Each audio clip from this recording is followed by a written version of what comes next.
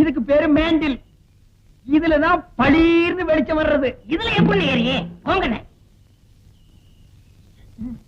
என்ன அதுக்கெல்லாம் உடைச்சு விட்டீங்க?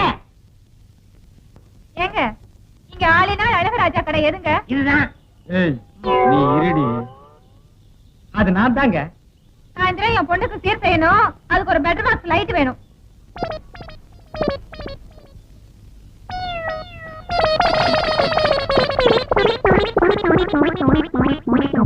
ஏங்க பெட்ரூம் லைட்டே வேணுமா? ஆமாங்க.